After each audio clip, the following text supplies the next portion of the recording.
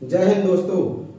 अभी अभी आरएस के पोर्टल पर एक नया ऑप्शन शो होने लगा है, जिस ऑप्शन का नाम है कक्षा 6-7 यानी कक्षा 6वीं और 7वीं एग्जाम 2023-24।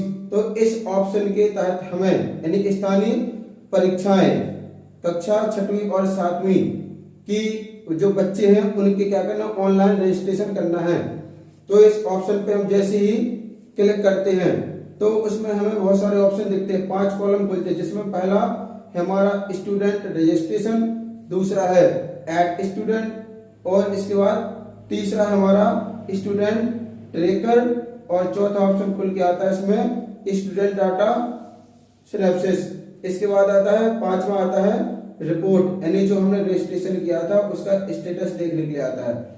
तो चलिए हम आपके लिए बच्चों का कैसे रजिस्ट्रेशन करना है, कैसे उन्हें अपडेट करना है, तो इसके संबंध में चलिए हम आपको विस्तार से समझाते हैं।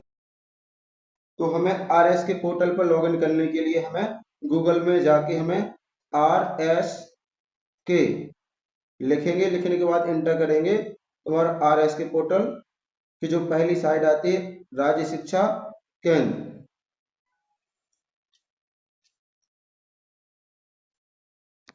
इस पर सेलेक्ट करते हैं। सेलेक्ट करने के बाद हमारी लॉगिन विंडो खुल जाती है, जहां पे हमें यूजर आईडी के रूप में अपना यूनिक आईडी डालना है। इसके बाद में पासवर्ड एंटर करेंगे। पासवर्ड एंटर करने के बाद हम सीधा राज्य शिक्षा केंद्र की साइट पर पहुंच जाते हैं। तो जैसे हम लॉगिन करते हैं तो उसके बाद हमारी राज्य शिक्षा केंद्र की इस तरह से विंडो खुल जाती है, जहां पे आप देखते हैं कि इसमें एक नया ऑप्शन आया 6-7 एग्जाम 2023-24। जब हम इस पे क्लिक करते हैं तो इसमें खुल के आते हैं 5 ऑप्शन खुल के आते हैं। पहला ऑप्शन दिया गया जिसमें लिखा है स्टूडेंट रजिस्ट्रेशन, दूसरा ऑप्शन दिया है ऐड स्टूडेंट, तीसरा ऑप्शन इसमें स्टूडेंट ट्रैकर, चौथा ऑप्शन है स्टूडेंट डाटा सिनेक्स विद शिक्षा पोर्टल, पांचवा ऑप्शन है इसमें रिपोर्ट रजिस्ट्रेशन स्टेटस। तो चलिए हम पहला ऑप्शन देखते हैं स्टूडेंट रजिस्ट्रेशन। तो इस पे क्लिक करते हैं। इस पे क्लिक करने के बाद यहां पर हमें क्लास चूज करना है। यहाँ आप जिस संस्था के हैं उस संस्था का डाइस कोड आ जाएगा। डाइस कोड आने के बाद हमें कक्षा चूज करना है। तो इसमें कक्षा चूज जैसे करते हैं तो क्लास 6 के लिए और 7 के लिए अलग अलग ऑप्शन आता है। तो जैसे हम क्लास 6 से या कोई भी क्लास चुनते हैं और इसके बाद हम शो कराते हैं। यहाँ पर हम देखते हैं कि बच्चों की लिस्ट खुल जाती है। अब यहाँ पे हम एंट्री शो होती है, 10 में देखना चाहते हैं या 25 में या 50 में या फिर 100 में एंट्रीज देखना चाहते हैं। तो जैसे हम ऑप्शन को सिलेक्ट करते हैं तो इसके बाद बच्चों के नाम शो होने लगते हैं। अब इसके बाद में अभी केवल 6वीं और 7वीं के बच्चों का रजिस्ट्रेशन का ऑप्शन खुला है।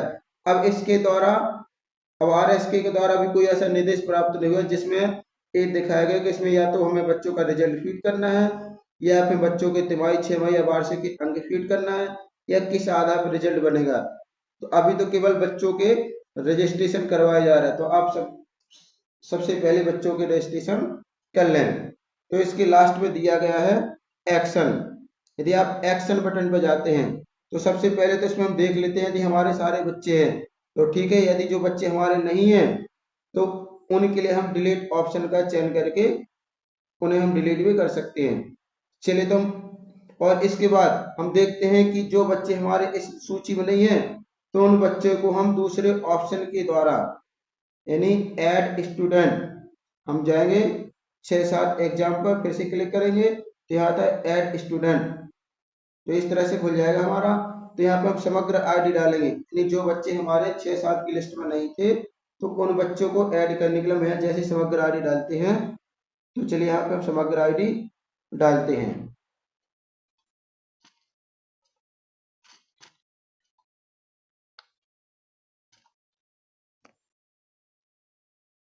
तो हमने देखा कि बच्चा ऑलरेडी वेरीफाई है। यदि यदि कोई बच्चा नहीं है तो जैसे समग्र आईडी डालते हैं तो बच्चा का डिटेल खुल जाती है और हम कन्फर्म करते हैं, जिससे वो हमारी 6 में होगा तो 6 में, 7 का होगा तो 7 में वो ऑटोमेटिक जुड़ जाएगा। चलिए तो अब हमें देखना है कि बच्चे की हमें प्रोफाइल कैसे कंप्लीट करना है। तो चलिए फिर से जाते हो स्टूडेंट रजिस्ट्रेशन, इसके बाद हम क्लास सेलेक्ट करते हैं। क्लास सेलेक्ट करने के बाद जो बच्चों की एंट्री शो होती है, तो इसमें हम देखते हैं कि हमें एक्शन बटन पे क्लिक करना है। तो लास्ट वाला एक्शन है, इस पे जैसे हम क्लिक करते हैं तो यहाँ पे बच्चे का स्टूडेंट वेरिफिकेशन या रजिस्ट्रेशन का फॉर्म खुल जाता है। तो छात्र की हमें जानकारी भरना है। तो छात्र की जानकारी के बाद इसमें से हमें देखना है कुछ कुछ ऑप्शन फ्रीज हैं, जिन ऑप्शन को हम सुधार नहीं सकते हैं। तो पहले तो बच्चे का नाम हम सुधार लेंगे, जो भी हमारे दाखिला रिकॉर्ड से मैच हो रहा है। इसके बाद बच्चे का जन्म तिथि लिखेंगे।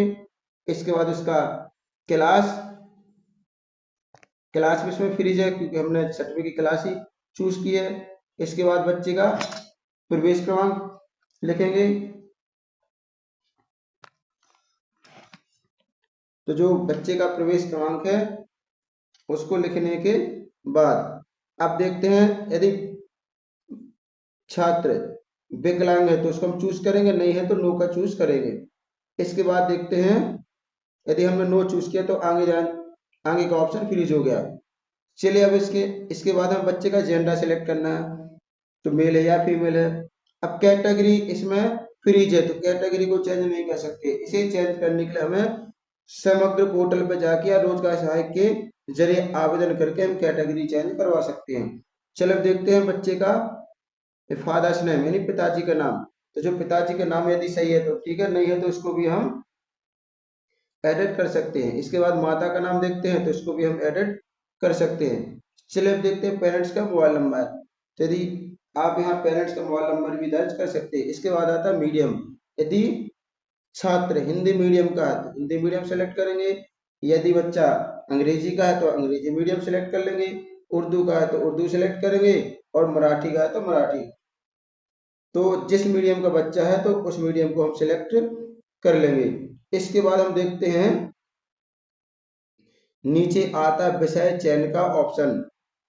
तो यदि बच्चे का फर्स्ट लैंग्वेज हिंदी है तो हिंदी को चूज करेंगे, यदि बच्चे का फर्स्ट लैंग्वेज इंग्लिश है तो इंग्लिश का चूज करेंगे। उसी हिसाब से बाकी ऑप्शन भी सिलेक्ट हो जाएंगे। चलिए तो बच्चे का हमने फर्स्ट भाषा हिंदी चूज किया है तो सेकंड भाषा उसका ऑटोमेटिक इंग्लिश चूज हो गया। इसके बाद हम चाहते हैं कि बच्चे का हम मीडियम यदि इंग्लिश डालते हैं तो बच्चे का निश्चित रूप से सेकंड लैंग्वेज उसका हिंदी आ गया। चलिए तो हमारा हिंदी मीडियम है तो हिंदी मीडियम का हम हिंदी मीडियम यानी फर्स्ट लैंग्वेज हिंदी चूज करेंगे। इसके बाद देखते हैं थर्ड लैंग्वेज। तो थर्ड लैंग्वेज में जो बच्चे ने लिया है संस्कृत, उर्दू, मराठी, गुजराती या पंजाबी, तो इसको भी हम सिलेक्ट कर लेते हैं। चलिए इसके बाद देखते हैं पहला सब्जेक्ट गणित, दूसरा सब्जेक्ट विज्ञान, तीसरा सब्जेक्ट सामाजिक। इस तरह से बच्चे का आ जाएगा। जैसे हम इसके बाद हम देखते हैं कि हमारी जो जानकारी दी गई वो सही है तो हम वेरीफाई पर क्लिक करते हैं। तो इसके बाद वेरिफिकेशन का ऑप्शन आता है सत्यापन, कि मैं घोषणा करता हूं कि मेरे द्वारा विद्यार्थी की सभी जानकारियां जो का सत्यापन कर लिया गया है, इसमें कोई त्रुटि नहीं है। यदि सही है तो यस वेरीफाई इट करेंगे, या नहीं है तो नो करेंगे। तो चलिए जो बच्चे की जानकारी दी है वो सही है तो हम क्या करेंगे, यस वेरीफाई इट। इसके बाद हम देखते हैं कि जिस एक कंफर्मेशन मैसेज आता है कि स्टूडेंट डिटेल वेरीफाइड सक्सेसफुली। इसके बाद जिस बच्चे का हम वेरिफिकेशन कर लेते हैं तो उसका कलर ऑटोमेटिक सभी हरे कलर के होते जाएंगे। इसके बाद हम एक एक करके सारे बच्चों की यानी जो डिटेल है या रजिस्ट्रेशन है सभी बच्चों का रजिस्ट्रेशन कर लेंगे और अंत में क्या करेंगे, उसको सबमिट करेंगे। अब इसी प्रकार जैसा हमने 6वीं का किया है इसी प्रकार कक्षा 7वीं के बच्चों छात्रों का भी डिटेल या रजिस्ट्रेशन कर लेंगे। इसके बाद रजिस्ट्रेशन करने के बाद नया ऑप्शन अब जो RSK के द्वारा दिया जाएगा या हमें निर्देश दिया जाएगा कि हमें अब आगे चल के किस तरह से कार्य करना है। या तो इनका रिजल्ट फीड किया जाएगा या फिर हो सकता है जो परीक्षा परिणाम हमने मैनुअल तैयार किया है तो वो भी फीड किया जाएगा। इसके बाद जो भी जैसे दिशा निर्देश प्राप्त होते हैं तो उसके बाद हम आगे आपके लिए वीडियो उपलब्ध कराएंगे। आशा करते हैं कि हमारे द्वारा दी गई जानकारी को आप समझ पाए होंगे। तो आप वीडियो को लाइक कीजिए, शेयर कीजिए एवं आपने हमारे चैनल को सब्सक्राइब नहीं किया तो चैनल को सब्सक्राइब जरूर कर लें, जिससे आने वाली जो भी नोटिफिकेशन है या नई वीडियो है वो आप तक पहुंच जाएगी। Thanks for watching this video.